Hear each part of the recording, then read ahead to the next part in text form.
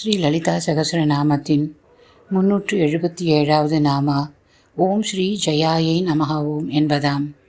அங்கே சுகினி கீதே கௌதுகினி பரிசரே ச காயகினி ஜயசி சவிதே அம்பே பைரவ மண்டலினி ஸ்ரவசி சங்க குண்டலினி. ஜெயசி வெற்றியின் உருவம் நீதான் அம்மா. அவளை மூக்கர் வர்ணிக்கும் விதம் நூதனமானது. வெற்றி என்றால் அவள் மந்திரினி சக்தியாக இருப்பாள். கைகளில் கிளி.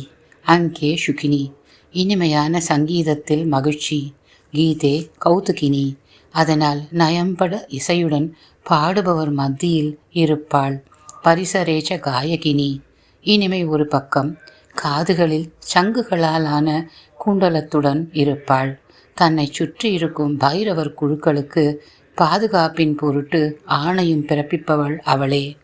அதற்கு சங்குத்தோடு உதவுமாம். இவ்வாறு மூக பஞ்சசதியில் மந்தஸ்மித சதகம் 23வது ஸ்லோகத்திற்கு அன்னையை மந்திரினி சக்தியாக விவரிக்கிறார் திரு ஜி.வி. கணேஷ் ஐயர் தனது உரையில். இந்த மந்திரினி அம்பா 16 விதமான செல்வங்களை அள்ளி தருபவள் என்கிறார்கள்.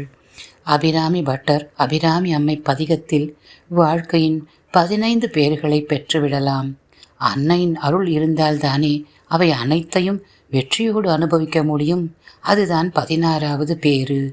நோயின்மை, கல்வி, தனம், தானியம், உடல் அழகு, புகழ், மற்றவர் கொண்டாடினால் புகழ், பெருமை, இளமை, அறிவு, சந்தானம், வலிமை, துணிவு, ஆயுள், அனுபவிக்க நல் வினை பயன்கள்.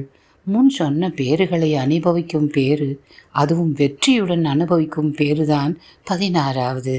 தொகை தரும் 16 பேரும் நீ தந்து அருள் சுகானந்த வாழ்வு அளிப்பாய்.